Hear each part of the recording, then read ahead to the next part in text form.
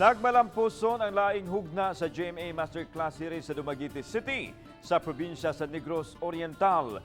Kumustahon ta ang panghitabo dito sa live report ni Nico Serino. Nico.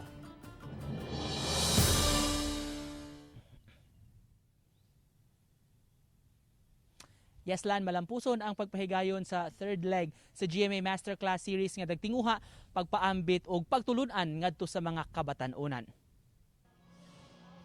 Makita ang kahinam ni mga estudyante nga nag-abot-abot sa Luz Auditorium sa Silliman University kaganihang buntag.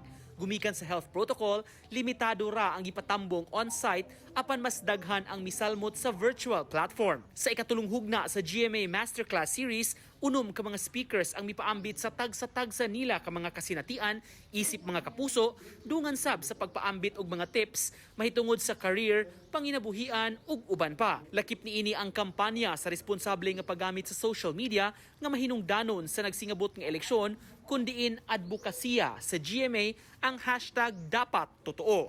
Algorithm kasi ang system in place siya sa bawat social media account natin.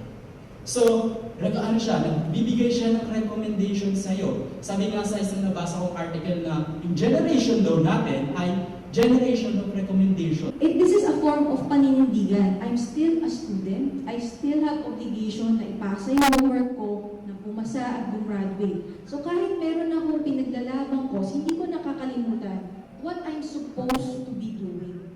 Samtang si Rafi Tima, anchor o senior news producer sa Kapuso Network, misay-say sab sa talagsaong buluhaton sa trabaho ug risgo nga nahilakip niini. So the atmosphere I was in played a crucial role to my success.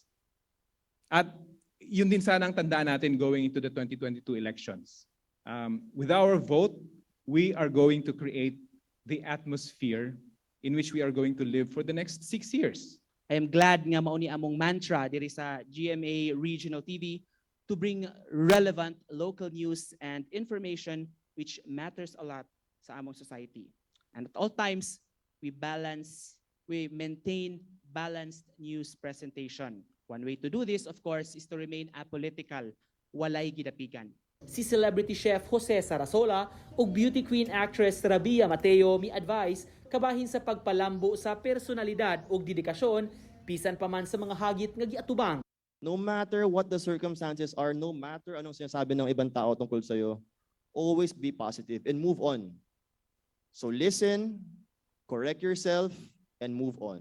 Failure sa buhay, ito yung nagtuturo sa atin how to be humble. Diba? It brings the humanity in us. And it's okay to be vulnerable, it's okay to be weak for a moment, pero wag kang tatambay doon. Because there is a lot of opportunity sa buhay para pagbutihin pa. And next time, you're gonna be better, trust me.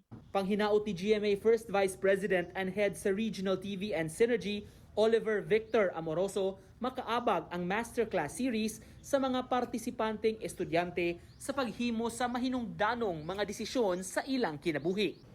As you embark on new journeys in your life, which is the theme of this leg, you will continuously encounter challenges that could easily make you lose sight of what matters.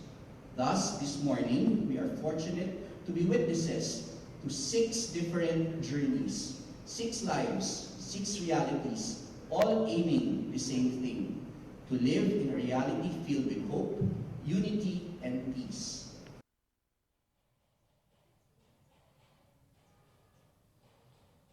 Human sa Dumaguete Cityland isunod sa niini ang Cebu leg sa Masterclass Series ug human sa Kabisayan sunod nga bisitaon ang Mindanao. Lan?